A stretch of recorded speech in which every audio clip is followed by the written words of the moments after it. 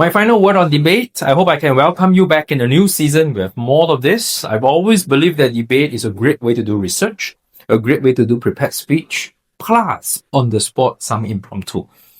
But in itself, the most beautiful part about debate is it makes us think and it forces us to rationalize. I'm glad that today we can agree on a topic. It goes like this. Should ladies go fight at the battlefield?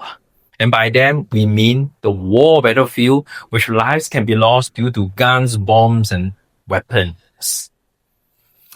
You must therefore be able to relate to Hua Mulan. Mulan, made into a movie, Hua Mulan, which is a historical fact of a lady who went to the army, fight and protect the country on behalf of her sickly father.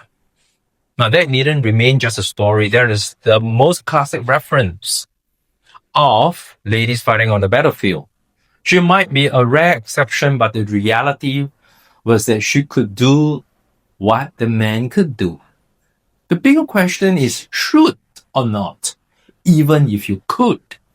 Should she? She did, but should she? And they put it into the modern terms with the modern weapons, including technology-aided, artificial intelligence-aided. It still remains that ladies could if they want to, but should they?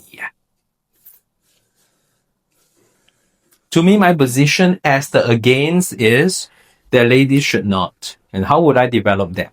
I want to first say that wisdom coming from our ancestors exists for thousands of years for a reason. It stood the test of time. Whatever we think right now, we think right now. We haven't stood any test of time.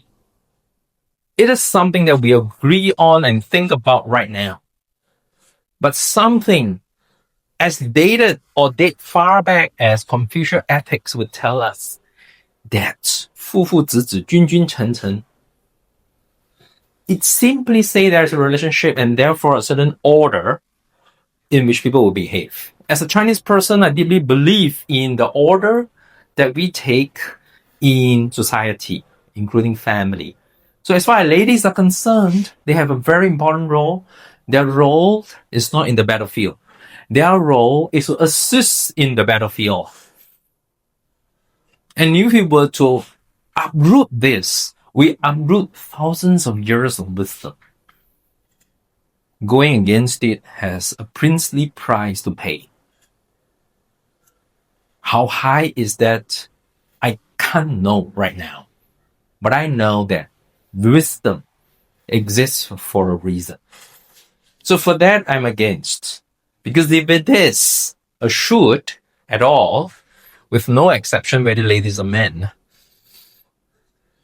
then we wouldn't have this topic in the first place. And in the thousands of years of wisdom, it would have been encoded as, go ahead, no worries.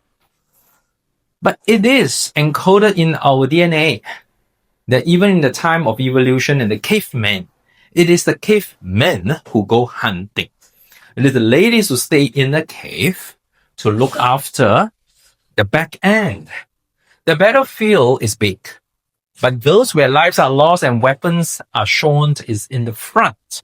That is the battlefield we're talking about, where the ladies have no place in, because they have a very important, if not more important place, which is at the back end.